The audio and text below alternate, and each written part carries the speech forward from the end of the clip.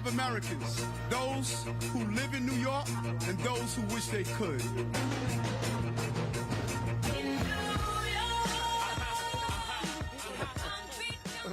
Fort Greene, how are you? You know, this is like homecoming. As you know, 88 precinct as a lieutenant, state senator, Brooklyn Borough president, and all of those things. And so we really want to hear from you. This is number how many, Lorraine? About 17. Number 17, 31 town halls, 17 older adults, number of youth town halls. This is so important to me because I get to talk to you directly, and it's not filtered. And you could hear from me. And any questions you want to ask, we answer them. We answer them. I am so much on the ground. Thank you. And I enjoy this part of the job more than anything because I get to hear from you and stay connected. Go back January 1st, 2022. What did I inherit in this city? 40% increase in crime. Black and brown unemployment was high. Black unemployment was 4 times the rates of white unemployment. Our children were not learning at the capacity that they deserved to in schools. We were not investing in foster care children. No one wanted to be on our subway system. We had that 5-letter word that many people have forgotten. COVID was everywhere. And then on top of that, we inherited 217,000 migrants and asylum seekers. I had no authorization to stop the buses from coming in. People should step to me all the time and say, Eric, what are you doing to us? I couldn't stop the buses. It was against federal law. I could not allow people to work. It was against federal law. People who were repeated offenders, those small numbers who were committing crimes repeatedly, I could not turn them over to ICE. That was against local law. I couldn't even allow people to volunteer and give them a stipend. That was against federal law.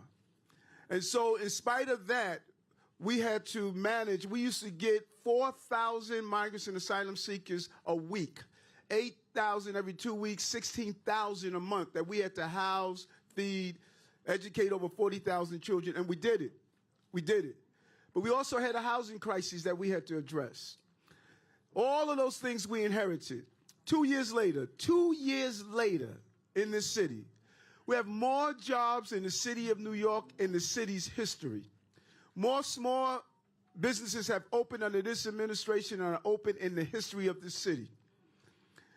Robberies in our subway system, despite what you read, robberies in our subway system is the lowest in recorded history. In August, when they said there's a large number of shootings that always happens in the month during the summer months, we're at the lowest number of shootings in recorded history in the month of August. Independent financial experts have raised our bond ratings that allow us to borrow better and show our strength under this administration. We finance more affordable housing in 1 and 2 years in the history of the city in 1 and 2 years. Move more people out of homeless shelters into permanent housing in 1 and 2 years in the history of the city. More people participated in the FEPS voucher program to move into affordable housing in the history of the city in 1 and 2 years. People are back on our subway system, tourism back, 4th largest in the city's history in tourism. And we had foster care children aging out at 18. We invest in foster care children, giving them life coaches until they're 21, paying their college tuition, and giving them a stipend so they don't deal with the issues that happen to them when they age out and they were fed into the criminal justice system or mental health issues. More people have benefit from this administration, from our MWBEs, bringing in billions of dollars for black, brown, women business to be able to support in this city, and specifically for our older adults, what we have done with our older adult cabinet and our analysis of how to make our streets safer and more friendlier for you. We're doing it. We're doing it. And in spite of last year in October, everybody stated when all of a sudden we learned about an investigation and they took my phones from me, everybody said the city was going to fall apart. That's the noise. Look at the numbers. This city has continued to excel because I know hard times, folks. I know what it is watch mommy get up every day and provide for 6 kids, walk into Amstead Daycare Center on her arthritic knees, and being able to have to do 3 jobs every day to provide for us. She always said to me, son, don't you ever give up. Don't you ever surrender. Don't you ever let anyone to write your own narrative and story. I know my life. I did nothing wrong. And it would be proven that I did nothing wrong. I'm strong on that ground. But while the attorneys to handle the case, I'm going to fight for this city. We've come too far to go back. And I'm not going to allow this city and the progress that we are making. We're making unprecedented progress. You have an outer borough mayor. You have a mayor that has gone through a lot, folks. And I'm helping people who are going through a lot right now. That's why I became the mayor. That's why I wore that bulletproof vest as a police officer. That is why I fought hard for this city. And I'm going to continue to do so. I'm going to continue to do so. I got a job to do, and I'm going to finish that job. And I'm going to move this city forward in the process of doing so. So we know hard times, folks. Mommy could have easily said, I got these 6 kids, and I don't see any way forward. I'm walking out of here. She could have easily have done that. And everybody in this room, all of you know some hard times. All of us know some hard times. But I don't care what anyone say. You just got to pray. Prayer works. Prayer worked for me when I had a learning disability undiagnosed. Prayer worked. Prayer worked for me when people used to say on the block, they say, y'all the luckiest people on the block. You barbecue every time, every night. The cooking gas was turned off. We knew what it was. In wintertime, folks, we used to pray for snow so we could melt it, because back then they would turn off your water if you didn't pay the bill. Mommy was to say the only bill we would keep on is the telephone bill, because everybody don't need to know you're poor. So I know what it is, and I know what we're going through in this city. You have a working class, blue-collar mayor. Don't fit what other people feel a mayor should be, but I fit what you believe a mayor should be. And that matters to me. And so I want to thank you for allowing us to come into Fort Greene Senior Citizen Center. I've been in here for the jazz nights. I've been in here for the Valentine's Day nights. Some of you met your booze in here. So I know this place. And I'm happy to be here with this amazing team that's going to answer your questions. Whatever you have on your mind, we want to answer. And I cannot say enough for the amazing Commissioner Cortez Vasquez. She has redefined our older adults initiative, and we want to continue to evolve in the right way. And many of you know my longtime friend Karen Cherry, who's here, who's really on the ground doing the things in the right way. So let's open the floor to some questions, and let's move on.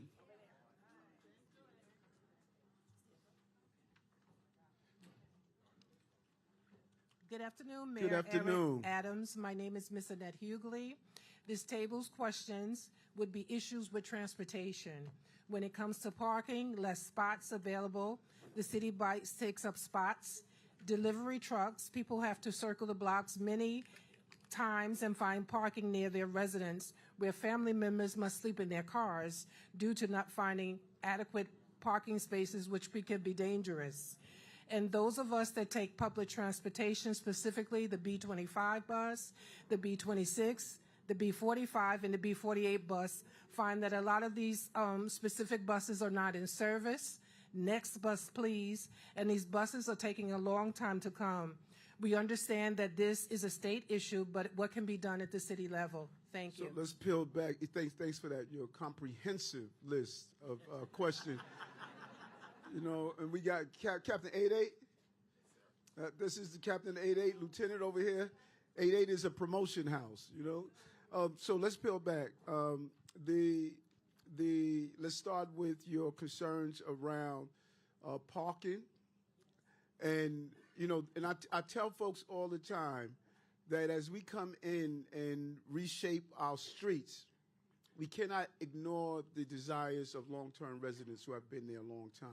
So we need to balance it off in the correct way and engage communities in conversations on what we want our streets to look like.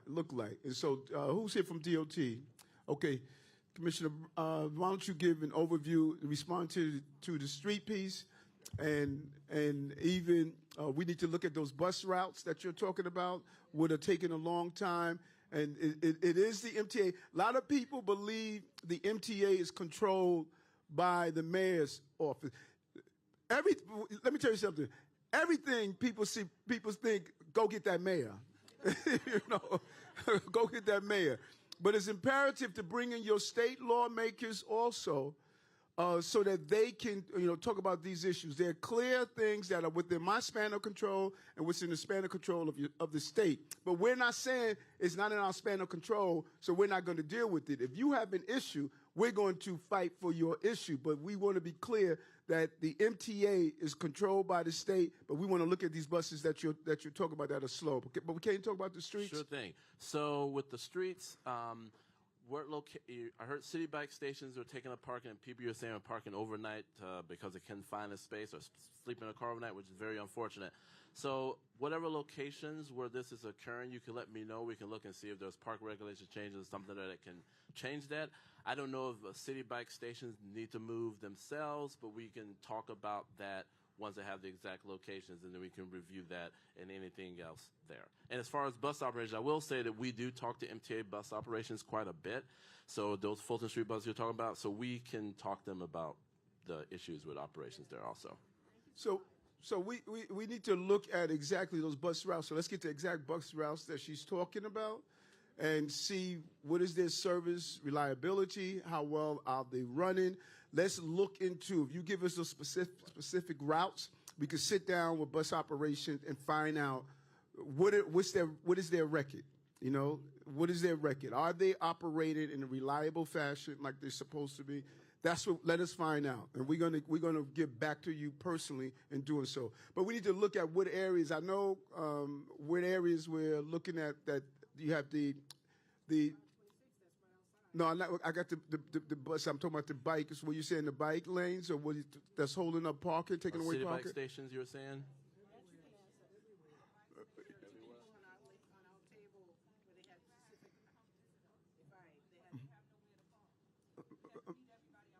I'm sorry. No, go ahead, ma'am. Go ahead. Where we live at, down in this area, people have to sit in their car, and if somebody want to come and visit them, we have to go downstairs to meet them, you know, and we have to stand outside and talk to them because there's nowhere to park. The bikes taking up all the lanes, you know, the bikes should be moved. Our sidewalks are wide enough to put the bikes on the sidewalk. And then the fire stations where they got the Johnny pumps and stuff like that, half of them not even working. So, you know, what is going on with that? Because if there's a major fire, I don't think anybody is checking these things to see if they're working. I've been living down here over 40-something years, and I have not seen the fire department turn on it to see if water coming out. We had an issue that there was a fire and there was no stands to pump the water up in the building to put out the fire. So, first of all, because you hit me with a couple of things. I opened the door and then you. So let us. I am not sure of how FDNY analyzed the fire hydrants. I'm sure they checked them, but let us find out exactly what the process is. Matter of fact, DJ, while we're here, can we call either the commissioner or someone and just find out what is the routine for checking the fire hydrants? How is it done? I'm sure there's a mechanism because they can't wait until there's a fire and then all of a sudden say, oops, no water's out. So let us find out.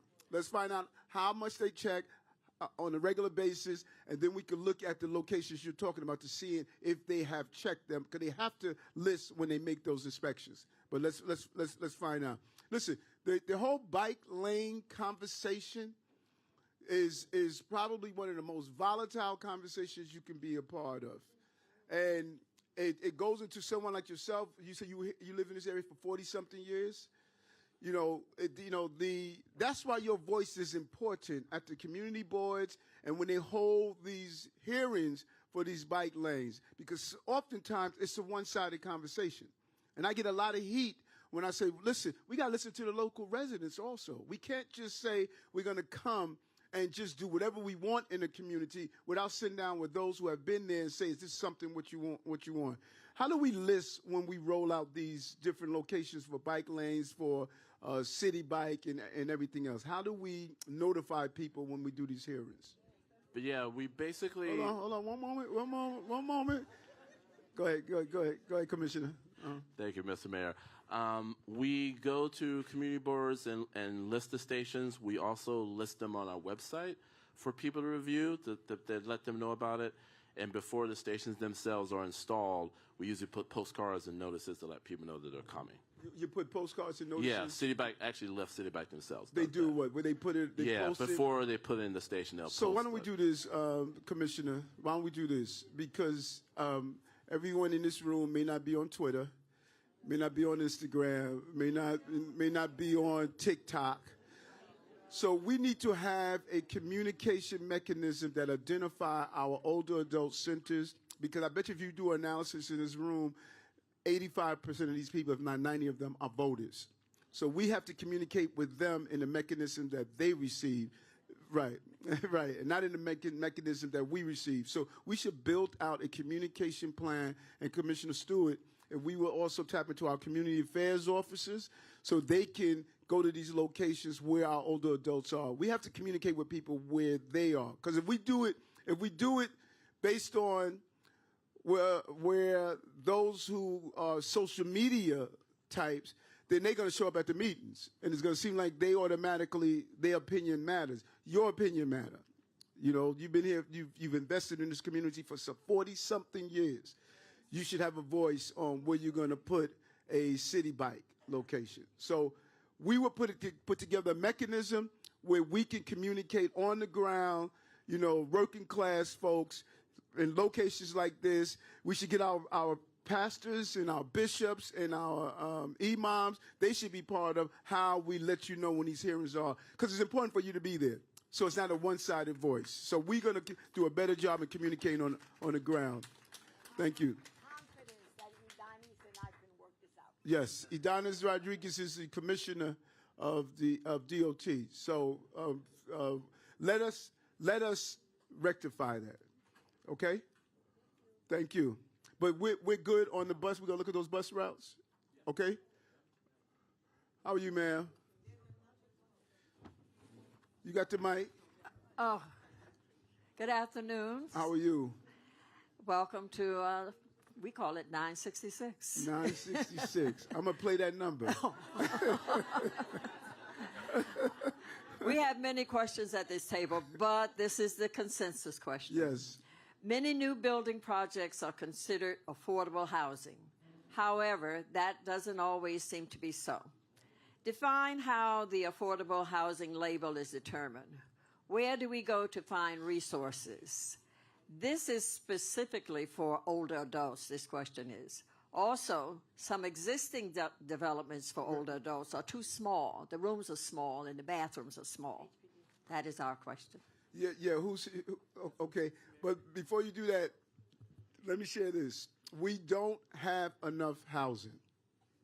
We have a housing crisis. We have a 1.4% vacancy rate. We need more housing.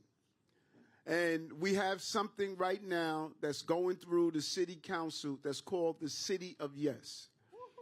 We have not changed our zoning rules for the most part in over 60 years.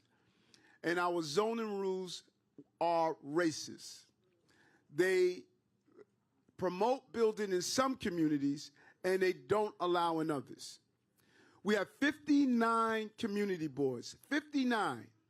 10 community boards have built more affordable housing than 49 combined. And every time we go to those communities where they are not building housing, they are at the rallies saying housing is a right. But then when you say we want to build it on your block, wait a minute, it's not a right here.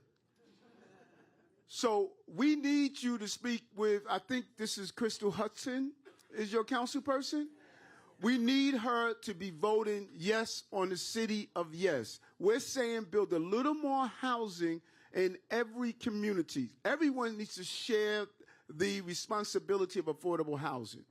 And so, particularly around senior housing, that is one of the major issues that we have. I told the administration to do an analysis of every city-owned property where we can build housing on top of.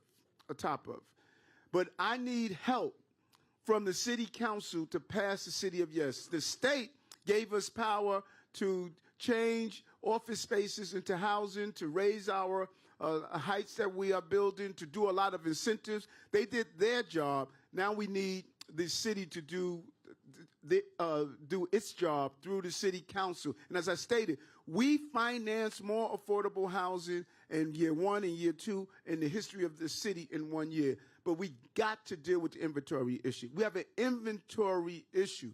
Folks want to move out. My son came up from college. I wanted him to move into a place. Listen, it is just too expensive, and we don't have enough inventory. And when you don't have enough inventory of something, it drives up the price. That is our huge fight. And City of Yes is important. But can we talk about senior housing? Okay. Thank you very much, Mr. Mayor. Anthony Drummond from HPD. To your question about the various types of programs that are for seniors, one in specific is the SARA program, which is the Senior Rental Assistant Affordability Program, and that targets for seniors for their income less than 60% of the AMI, which is the area median income, but also includes like project-based Section 8. So seniors we know are on fixed income, so a lot of the housing units that are being developed targeting for seniors, they also include that, make sure that the fixed income that a lot of seniors have are included as part of that program when you apply for those units. So that's part of the HPD term sheets, and that's specifically for seniors in the program. And we...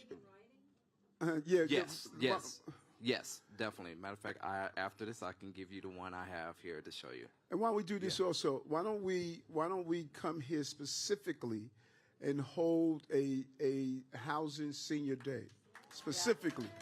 You know that, and we should put together a whole, some of the stuff you're doing, Commissioner.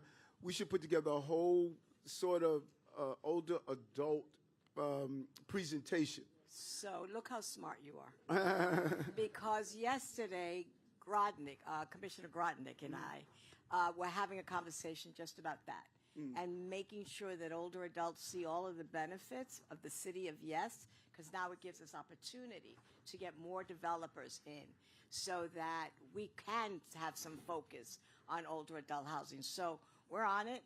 But now we will add to it exactly what you're saying. Let's have some specific meetings. Yes. And then let's also make sure that they're aware of the benefits of City of Yes for them. Right. Not only City of Yes. Do you know how much money we send back to Washington and Albany because we don't take advantage of it because it's too bureaucratic to go through it? Like, how many of you are signed up for DREE or SCREE? Right. There are proposals that allow you to freeze your rent and no increase in your rent. And if you're with disabilities, you have DREE. There's proposals for that also. So that's why we have to come in and let folks know. What good is it to have all of these programs that no one knows how to navigate them and get them? So what's PEU? PEU is in the house, one of my favorite units. PEU, our public engagement unit, goes out and assists you in signing up for those programs, because there are a lot of programs that are available that reduced fare Metro cards, Scree, Dree, SNAP.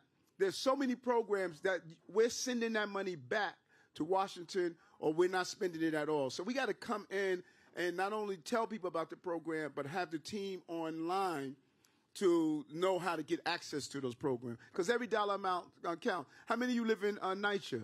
Anyone live in NYCHA here? Broadband is free now for NYCHA residents. We have free broadband for NYCHA residents. When I was borough president, many of my NYCHA residents did not have access to high-speed broadband. We now have it free. So when you start taking that dollar amount for broadband, start taking those dollar amounts for raising your rent, those dollar amounts for disability, those dollar amounts for reduced fare MetroCard, we put $30 billion back in the pockets of New Yorkers. If you have a child or a grandchild that's for child care, we dropped the cost of child care from $55 a week to less than $5 a week. You start adding all of that up, those are real dollars we're talking about. And so we want to make sure you know about these programs so you can get the benefits from them. So we need a whole road show of going into all of our older adult centers and say, here are the programs that are available. And then we have PEU there that will show them how to sign up for them. Okay? Okay, let me just give this quick announcement. DJ got it for me. Fire hydrants are inspected every 6 months, April and October. So this is October now. So ma'am, they should be inspected in October. You should put a little piece of tape on the hydrant and see if this moved or not. And if it's not moved, they didn't do it. You know that? Yeah, look, put a little chalk mark. Yes. So they're supposed to be inspected in October, Yes, ma'am. Karen would tape you. She'll tape you. Good afternoon, Mr. Mayor. I'm Veronica Lawrence. Yes, how are you? I'm fine, thank you. And you? Put the My mic. question is, mic. what can be done about the garbage laws? And it's concerning how it affects the seniors, because the time to put out the garbage is 8 p.m., and that is too late for some of the seniors. One senior put out the garbage at 5 p.m., and the landowner got a ticket. Okay, so here's the science around the 8 p.m. The 8 p.m. You may not know it, you may not have heard it, but I hate rats.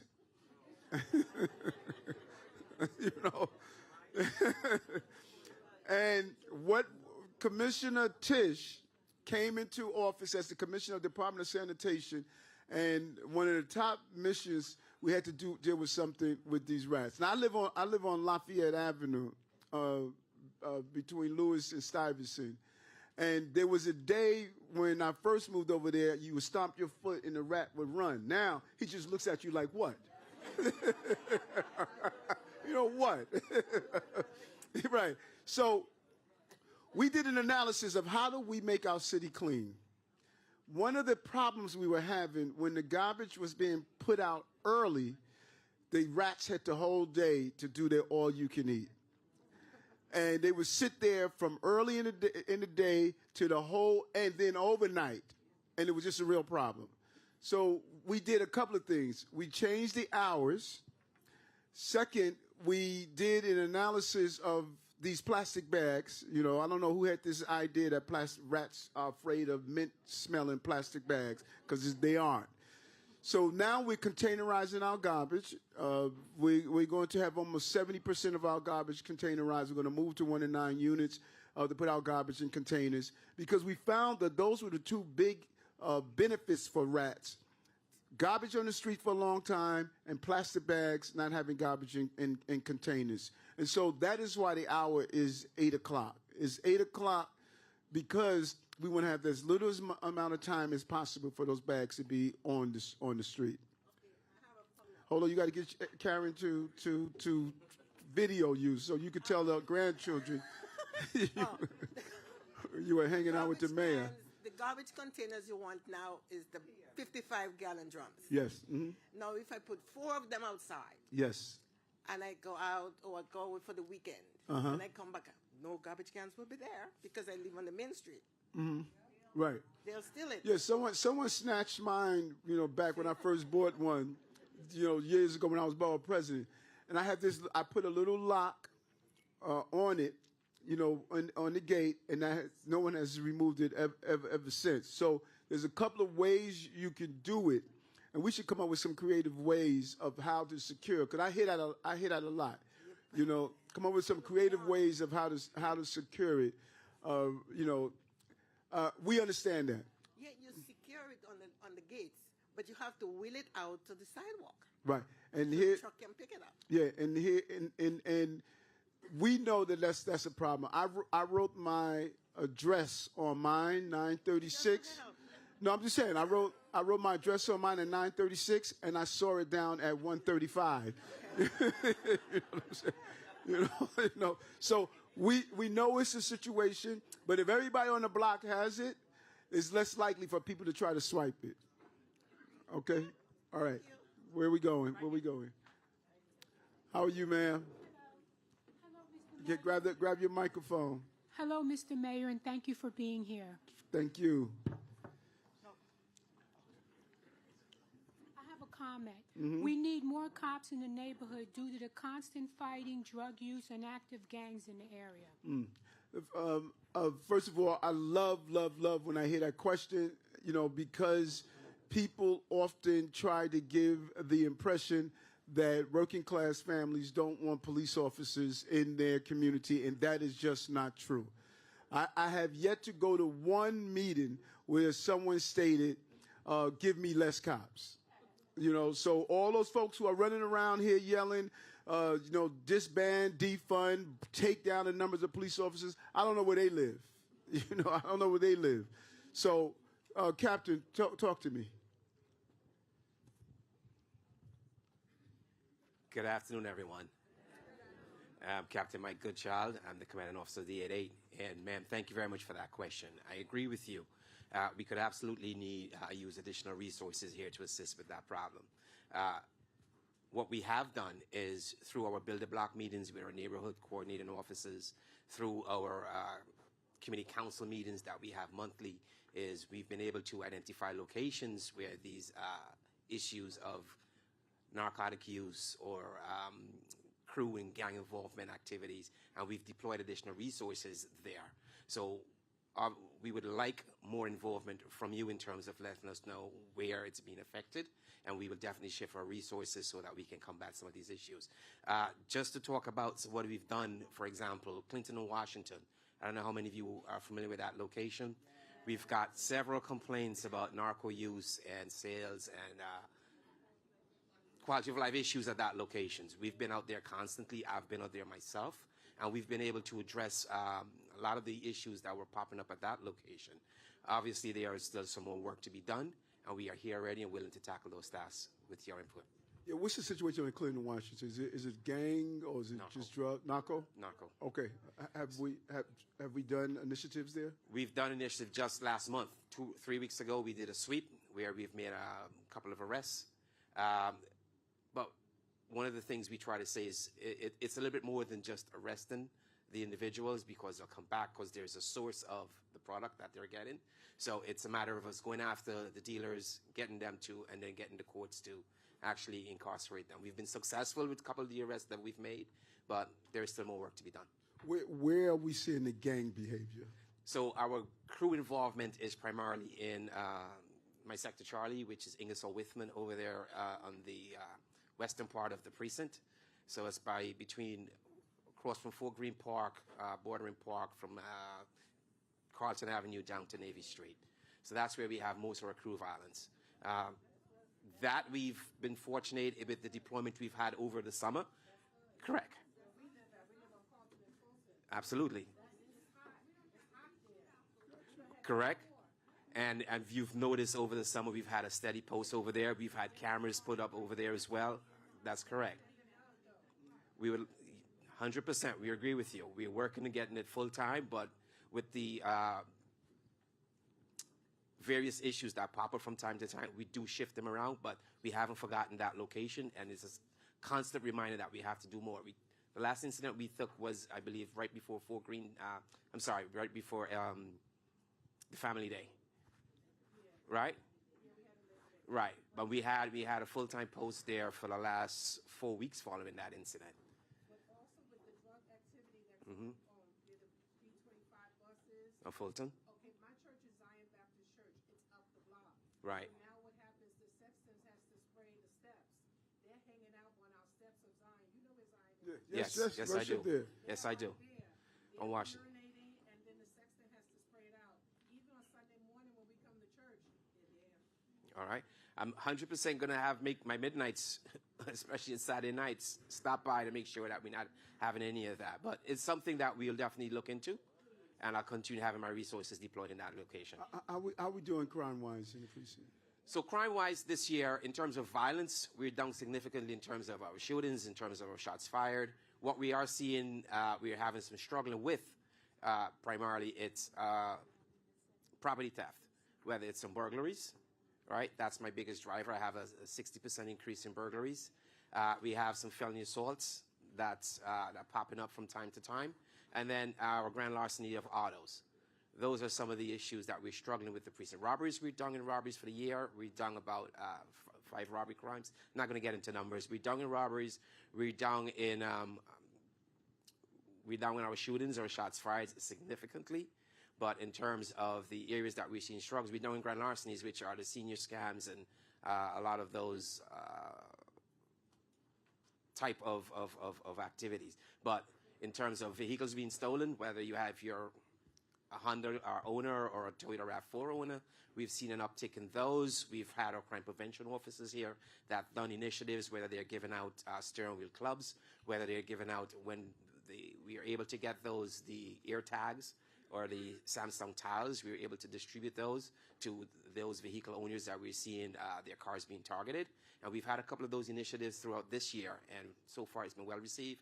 And I have, there you go, I have Captain Spiro here with me who can speak a little bit more of the initiatives that we've done. Hi, my name is Captain Papadopoulos. Common spelling. How's everything today? So we address some of the issues that are here in the precinct, and we've seen there's an uptick in some of our grand larcenies, specifically targeting our Hondas and certain other vehicles in the neighborhood. Today, I would like to announce on behalf of the mayor and our deputy commissioner, we will be giving free steering wheel locks to everyone here today. So when you're exiting the office, you could kindly pick one up. This was an initiative that we saw there was a problem. I brought it up to my boss here, and my commissioner brought it up to the mayor's office. And with the love of the mayor's office and ensuring that our safety and your products are being secured, we were able to secure these steering wheel locks. Thank you. Now, you put them on the steering wheel. You don't hit the person that's still in the car.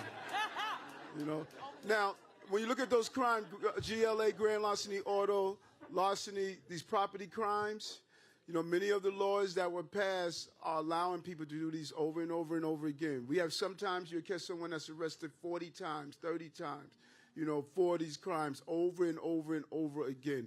And many of them are drug-related, so we're really trying to not only address the immediate action, we want to be preventive and give people the support they need, that they're not out here doing these repeated property crimes. Thanks a lot, Captain. Yes, ma'am. How you doing? She's trying to be shy. She's not shy. Trust me. Hi, Mr. Mayor. How are you? Good. Scaffolding on the building, outside of the building, and it's not being maintained. Mm-hmm. Yes. Yes. And the rats also. Okay. See, the woman talking about the garbage. We have really get shed, S-H-E-D, down. We've been big on that. Deputy Mayor Mira Josie. Some of these sheds have been up. People that grew up thinking that they're part of the buildings. And, because the laws really didn't incentivize bringing them down. And we are now moving to incentivize the cost of keeping them up needs to be more expensive than doing the repair and bringing them down. So, yeah, and that's the problem. And so there was the first round that Deputy Mayor Mira Joshi carried out that really focused on, we thought that by increasing the fines, giving the notices, now she's going back and do another level. We can't leave these sheds up as long as they have. So she's definitely on top of them. This has been a big initiative for us to get down these sheds throughout the entire city. I'll take that address. But if you have a specific location where it's not... I have it. Okay, okay, so DOB can get over there. Yep. Where am I going? Right here.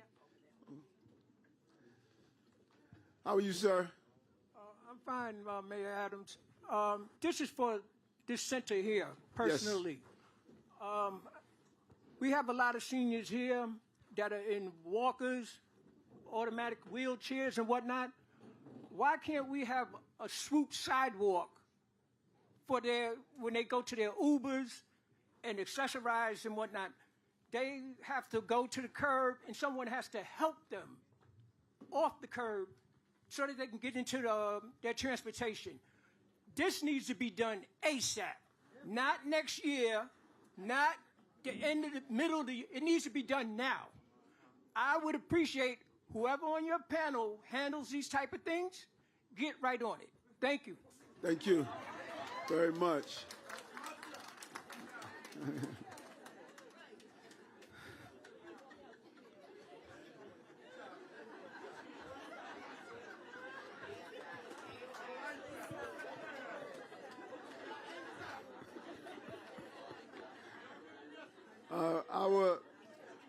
I will elect you as my block association president any day. Go ahead, Commissioner. Tell me about that. But that's a great idea. We did curb cuts when I was the borough president. We did a lot around the older adult centers because we want to make sure they get in and out. So what can we do about that? Yeah, I forgot to introduce myself earlier. Keith Bray at DOT. We can work with Department of Buildings on ramps to have access for accessory and other vehicles, and that's what we're going to do. So I'm going to follow up on that today, actually, and then we're going to see what DOB. I didn't say an answer today. I said I was going to follow up today, and then we'll get back to you. And you know what else we're doing, Commissioner? You may want to talk about who we're doing it through. Is it DOT? We are having walks through the community with our older adults to analyze, moving about, the cracked sidewalks, where the signs are, because we want to see moving around the city and our communities through your eyes. So can you talk about that initiative that we're doing? Right. One of the main commitments of the Department of Transportation was that they did a pedestrian study for the entire city. And then they saw that older adults were the individuals mostly affected by pedestrian unsafety. And so they did a special study just for older adults. And as a result of that, an offshoot of that, and because of the cabinet that the mayor spoke about earlier, these agencies getting together, now we have audit teams of older adults from older adult centers to go around that community to start saying, these are the things we need. The traffic light needs to be slower. There needs to be a curb cut here. This street is too high. And looking at all of those issues, city bikes is one of the other issues that they talk about. So they look at that and then they work with the engineers. So rather than the engineers design what should happen in that community, the older adults are part of that. The other thing that I want to say is part of the partnership with DOT and Commissioner Idanis, who's been an excellent partner for older adults, is that we've also come up with a plan. And right now, I think we started out at 100. Edgar, somebody can correct me. And we have a rolling plan to make sure that we have no standing zones so that older adults can have their buses stop in front of the older adult center, and also so that nobody can park there, so that we can have access and egress as fast as we can. So that's another partnership. So that's really taking a total overview of the city, and there's no reason we shouldn't have a ramp in front of an older adult center. There's no reason we shouldn't have the no standing where the buses can operate there. So you got to take a holistic approach. And that's what we are attempting to do in the process. So, you know, we're moving, we're thinking, and we're responding. Yes, yes, ma'am. Oh, good afternoon. You got your Mayor matching Adam. violet going I on. remember you from church, from St. Paul's when Yes. you were. I know. I even been there with your the exercising at the Barrel Hall too. Yes, yes, yes. Yes, I want to know about crossing Linden Boulevard because the lights change so fast, and we have seniors coming across. A lot of times I have to go and stand in the middle of traffic because I'm younger and get all of the little chickies across. Come on, let's get across. Yes. So can we please have a little bit longer on that light, because I was crossing Kings Highway, and Kings Highway much more time than Linden Boulevard. Interesting. Commissioner? Yes, we can Wow. This is braid day. Yes, we can certainly look at that. As the Commissioner of Aging was saying earlier, these are the kind of locations that we're looking at to see if more time is needed. Not for you, but for seniors that need to cross an intersection.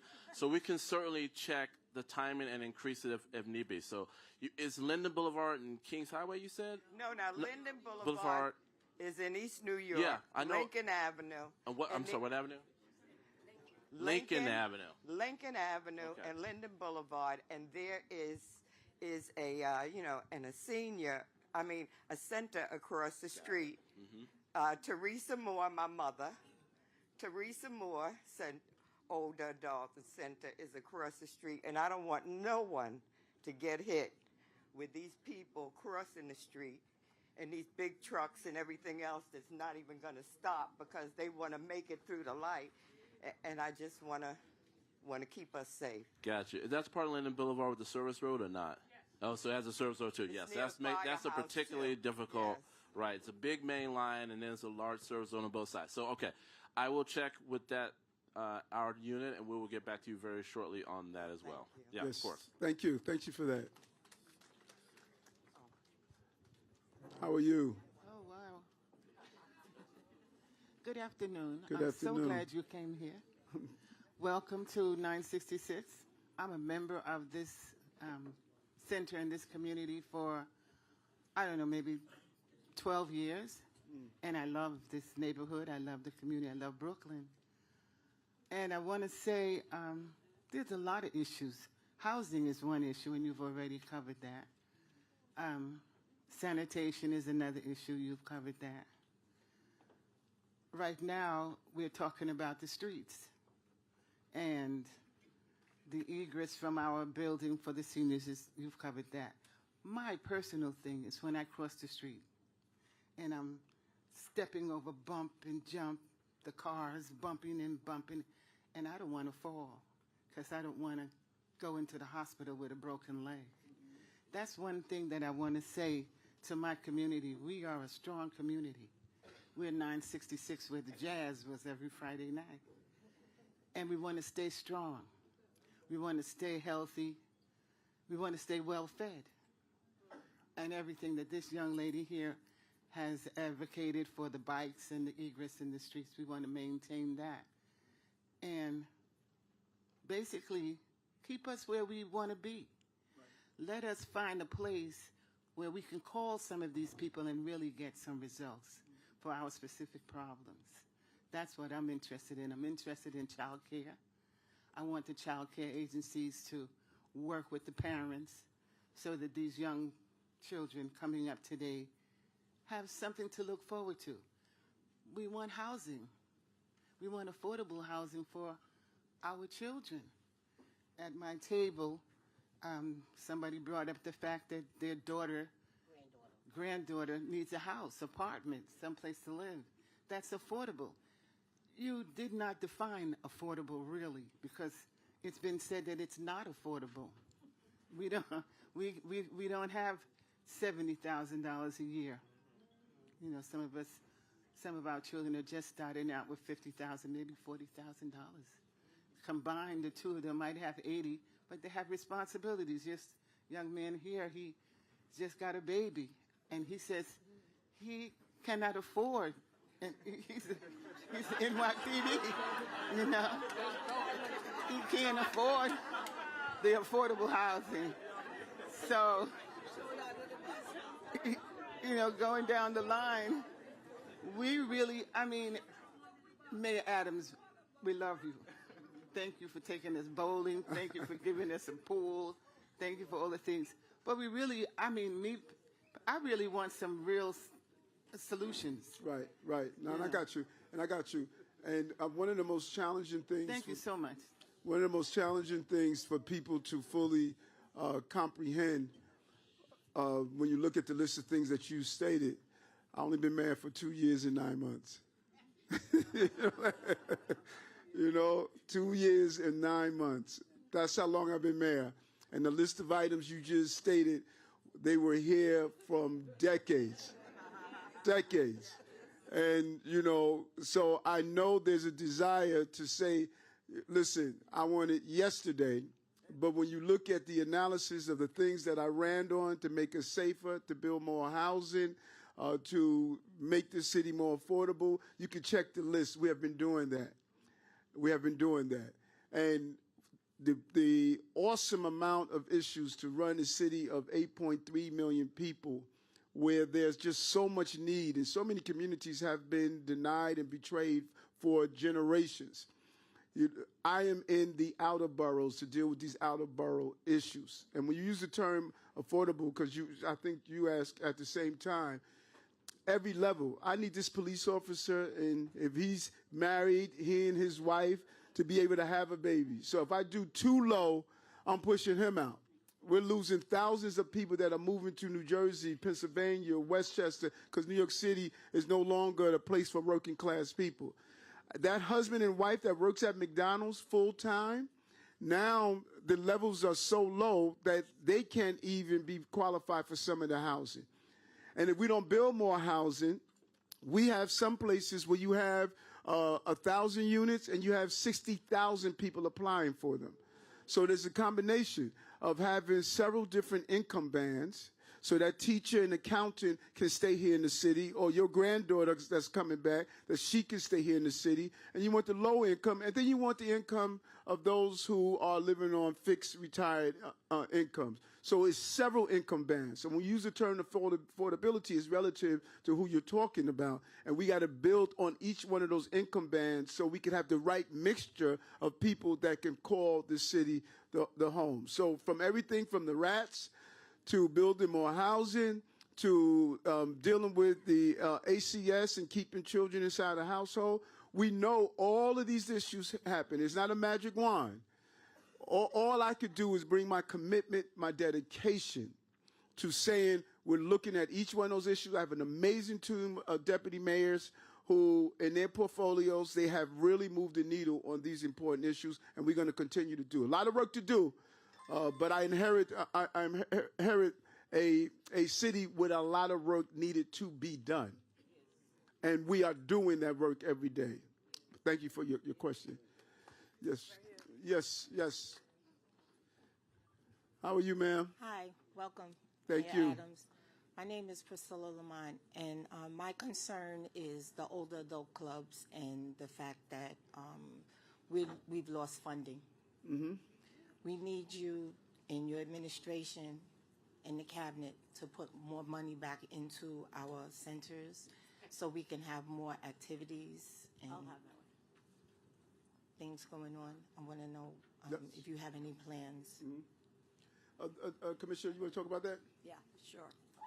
First of all, thank you. Our services and the demands, and I say that at every budget hearing, outpace the resources. But that's also across the city, right? But I can tell you that there has been not one budget cut for older adult clubs in this last budget. Not one. Not one closure, not one loss of programs, not one loss of initiative. There have been no budget cuts. In fact, we've given additional money for home delivered meals, all right? And so that the budget has increased for home delivered meals. But I can assure you that there have been no budget cuts. That said, and I have the greatest respect for Miss Macy, who is my partner and has been my partner for years. She also has to make decisions with her resources. And I will never question the decisions that she makes with her resources, because I know that she has the best interest in mind for this center, all right? So that being said, sometimes we got to make tough decisions. I've heard the mayor talk about his budget, and I liken his budget to the city budget. You know, you get a finite amount of money, and then that gas bill comes in or that light bill comes in, and you got to make some adjustments. But I can give you our word that this administration, this mayor, has not cut $1 out of any aging services. And when you, a lot of people don't realize we have a fixed budget that I must balance by law every June. I must balance by law. And those of you who are homeowners, who's a homeowner in here that owns a home? You're a homeowner. Every year you pay your insurance. That insurance is supposed to be there if your roof caves in. And you have a fixed amount that you spend every year. If you use that analogy, and I've used it often, we have a fixed budget. About $70 billion of that we can't touch. It pays salaries. It makes sure that, you know, the water's on and all that other stuff. We have $30 billion that we can move around about.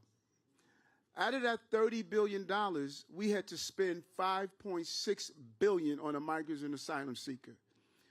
The insurance was supposed to be the federal government. When we called them to say, listen, this is a federal problem. This is not a New York City problem. They gave us only $138 million. So that money had to come from somewhere, and we had to prioritize where it came from. And as the commissioner just stated, we said we want to minimize the pain to places in greater needs, such as our older adult centers. But if we didn't start cutting back from the day I became elected, we'd be in real trouble.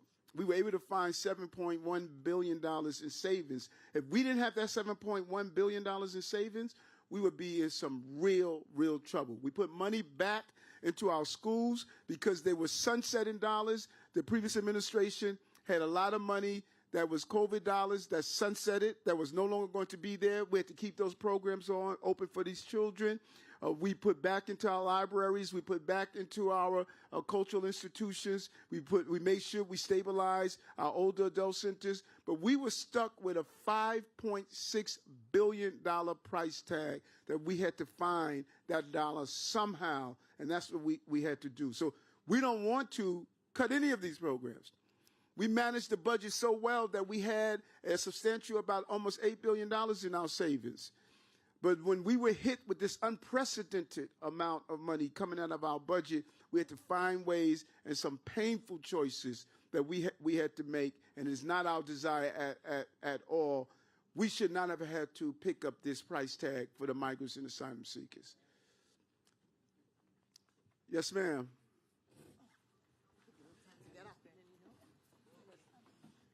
Good afternoon, Mr. Mayor. Good afternoon. How are you? I am good. And how about you? Quite Good? well. Quite well. Good to see you. Thank you. Okay. This table concern, the way we're sitting here, one of the concerns is the safety at the bus stop. Because one of my neighbors, her daughter was attacked at the bus stop. So her concern is about the safety. And also, I know we spoke about the B-25, so when they talk about this around the round table, could they move the bus B-25 a little faster? You know, because they're really, I mean, slow. 45 and the 69. 38. No, but 38 has a lot of buses on the route. Yeah, but we can't get it. All right. Okay. My concern is, as a homeowner, I live on Atlantic Avenue.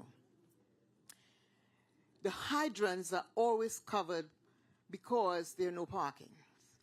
So the hydrants are always covered. Those cars, they never get tickets. Another concern is that there's a lot of garbage that is thrown on the sidewalk, and I think you have about maybe something like 11 inches or something from the street to clean up. Okay. So if I don't clean up, because the cars are parked, and then the sweepers come, the sweepers cannot clean because the cars are parked there. When the cars moved and the police comes, who gets the ticket? Me. So this is my concern. What can we do, especially the covering of the hydrants on Atlantic Avenue? And Atlantic Avenue is a very busy street, you know, and a lot of traffic. So that is one of my concerns. And like I said, my friend here is concerned about the safety at the bus stop. So Thank you for listening. Captain, how we doing with alternate side of the street, hydrants, and bus stops? Thank you again for your question. So just this summer past, we did have an initiative along Atlantic Avenue corridor that went from the old Domino sugar plant all the way down into Queens, 106th Precinct. And one of the reasons why we focused on that was because of the volume of traffic on that route and the safety concerns that we had, especially during the summer months. The parking conditions that you are bringing up is something that we've taken a look at. And I'm trying to pull it up here from in my recap. But we've shown to date an increase of a total of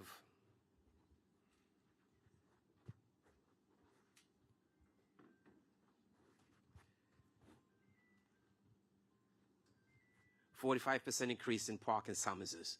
With regards to specifically how many of those are on hydrants and from Atlantic Avenue, I'll take a look to see how much were in that location. But obviously, if you're mentioning it at this location, it's something that we're probably not addressing enough or paying enough attention to. So we definitely go back and ensure if it's within the confines of the 8-8 or the neighboring commands, we'll reach out to that commander and ensure that my officers and the adjoining commands are definitely paying significant attention to that location for you. Okay. Thank you. Washington and Grand? Okay. Yes. Okay. Okay. Because the alternate side of the street enforcement is important, because if you don't, people are not going to clean the streets, and as you state, the property owners are going to be held responsible for it. And we want the street cleaning rules to operate. And if people believe there's a culture where it's not going to be enforced, they're not going to move their cars. So, all right, Captain? Thank you. Okay, we say 45% increase in summonses? That's correct. 45, that's a large number. That's a large number. Ma'am, your hand goes up so much. We're gonna finish off with you. Let me get to these other tables. Good afternoon, How Mayor. are you?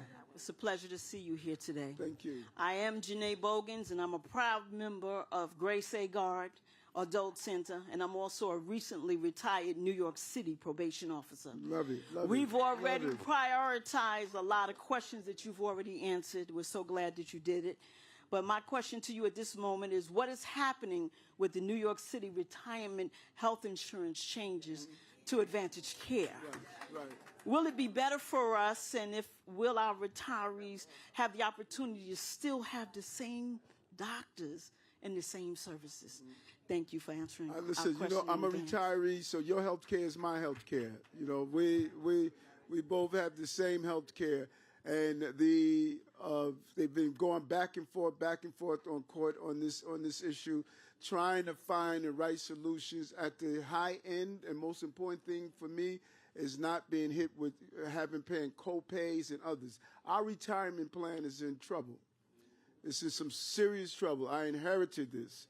And I've been on the phone with Renee Campion, my commissioner, and trying to sit down with the MLC, trying to come up with a solution that we don't bankrupt our healthcare system, and at the same time don't put retirees into a vulnerable position of making sure you need stability upon retirement. And so I hear you.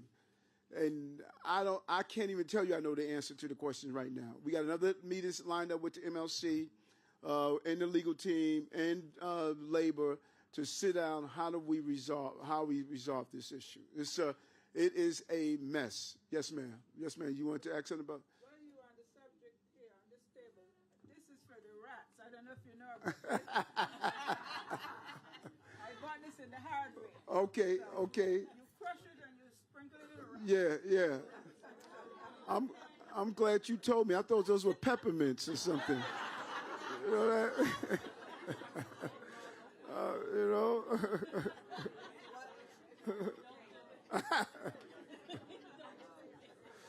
I'm sure it was peppermint. You better make sure you mark that somehow. Yeah, don't poison the Yes, mayor, ma'am. please. We need him. My name is Sarah Chambers. I'm a community associate at Special Projects PEU, Public Engagement Unit. Love you guys. Street team. Okay, they had two questions, but the first one was the bus. Apparently that bus is really bad, the 25. So we're going to go. All right, Commissioner, that bus. 25. Yeah. The B-25. But the question at this table is, how do we know which smoke shops are legal or not? In my neighborhood, they don't care where they smoke outside. Why are they open near churches and schools? Yeah, when this law was first passed, we had very little or any power at all to close them down. And we were able to get folks like Senator Jennifer Rajkumar and others to go to Albany and say, listen, you have to give local control. And the governor has been a real partner with us. She was able to give us the authority to have a task force that comprised of the sheriffs, the New York City Police Department, Deputy Commissioner of Workers Protection, and they've been on the ground. We've closed down over 1,100 illegal smoke shops thus far, almost $68 million in illegal products, and you'll be surprised how many locations have been operating illegally. Matter of fact, if you see one in your area, it's more likely it's illegal than legal, you know. But we've inspected just, I think, all of the illegal ones. We've taken action. We partner with the police departments, and after we close them down, the sectors go and let them know if they pop back up and open again, because many of them were closing down and then coming back and opening. We've been on top of that. There is a seal that says if it's a legal smoke shop, that because you need a legal smoke shop because you don't know what you're smoking if it's illegal. It's laced with all sorts of things, and we want to make sure we clamp down on that. If you have a smoke shop in your area, you can let us know, let the precinct know, and the sheriff will come out and do an inspection to determine if it's a legal place or not, and if it's an illegal place, we'll take actions to close it down. They've done an amazing job, the sheriff and their team and the whole task force, on closing down the numbers that they have and the volume of illegal products that we were able to remove off the streets. So if you have a location, let us know, and we'll determine if it's legal or not, and if it's illegal, we'll shut it down. Yes, ma'am. Good afternoon, Mr. Mayor. How are you? Good. My question is there any way there can be a reduction in Con Ed electric bills for senior citizens? Yeah, yes, if they do it, this falls into the category of, the mayor's in charge. You know? No, Con Ed makes a determination of the rates, and I think that we should be more creative, particularly those who are on fixed and retired incomes, because every dollar matters and every dollar counts. And I'm sure Con Ed can be creative to do some type of discount.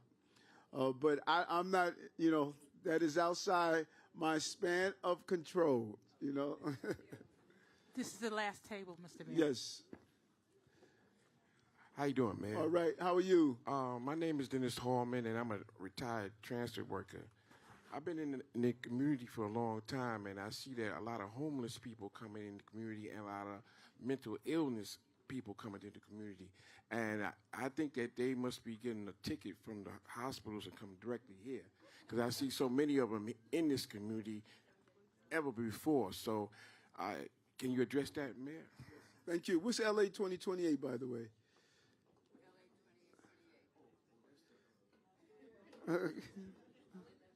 Okay. What happened was many people are not aware of how we got here with the street homeless, particularly with those with severe mental health illness. Many years ago, there was a lawsuit by the advocates that stated the psych wards were inhumane, and many of them were. And so what we did was determine, the courts determined based on the agreement, they determined to allow people no longer to be required to be in psychiatric wards. They let them go, but the problem was they didn't let them go to anywhere where they can get the services that they need. And there are people who live on our street who don't know they need help. I saw that in my first 2 months when I became mayor, when I visited some of the encampments and some of the tents. And so now we're stuck with a large population of people with severe mental health illness who are not on medication, don't know they need help, and we need to give them the help they need. So we started out in year one of the administration of doing what's called involuntary removal, when you involuntarily take people inside and give them the care and the stability that they need. We got a lot of pushback. Everybody said it was inhumane. People should have a right to live on the street while you're bothering these people. I disagree. I think it's inhumane to allow people to live on the street or live in conditions that they can't take care of themselves. We're pushing Albany to give us more authority and codify this for us so that we can give people the care. And Department of Health and Mental Hygiene under Dr. Fassan has really leaned into the issues around severe mental health illness. But when you look at the problems we're seeing in random acts of violence, that is coming from those who are in some severe mental health issues that we need to face and we need to address. We need more hospital beds for those with severe mental health issues. We closed down a lot during COVID. We need to get them back up online, and we need the real strength to take people indoors to give them the help that they need. So you're right. We hear that just about every town hall. I think every town hall we go to, we hear about the same issue about those with severe mental health issues. So I want to leave with this was an idea I got from Mom when she was with us. It's an emergency contact card. Emergency contact card where when you respond to an emergency someone has at home, from time to time, you don't know where all your information is. This is a card you can put right on your fridge or anywhere. It's magnetic back, and it's just your name, the emergency contact name or number, the primary care doctor, the chronic condition, any allergies you may have, and any medication. You could just leave it there. So if EMS, police department, someone respond, they see this, they have all your basic information, and they're able to respond, because when you're in a medical emergency, the faster you're able to respond, the better it is for you. There was one question in the back that someone had that I wanted to get. If you do it quick, I'll do two. You giving me for the rats.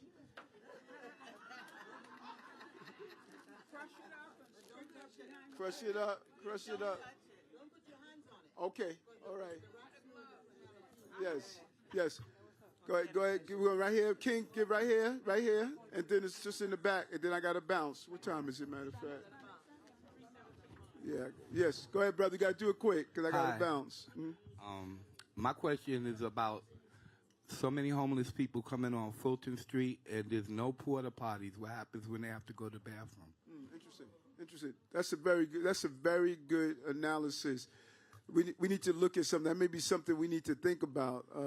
We don't want to line our blocks with porta potties, but we do need people when you got to go, you got to go. So we need to figure that out. Yes, ma'am. Last question. For your seventh question. My name is Miss Regina Robinson. I'm letting you know. I have a problem.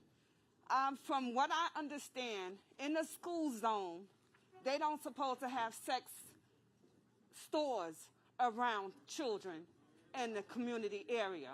We have a sex store that's right here on Fulton and Washington Avenue, I think, is by the school zone, right on the corner by the school. We also had an incident in our building that one of our neighbors had a Verizon, the person had a Verizon clothes on, and he was stalking our neighborhood. Wow. He followed her. She took a picture of him. She posted it in the building. She called the police. The police came, and they searched the man. They asked him for ID. Is he working for Verizon? Okay? He did not have any proof on him. He was stalking in our hallways, jumping out of exits, and she has him on tape, okay? My question is, the cops came and took the man and let him off our property. My question is, why didn't they take the uniform from him so he cannot come and stalk us and we think he's a Verizon person? He's ringing people doorbells. He's going around saying he's from Verizon, okay? Not only that, I feel Sister, that... that's a long question. No.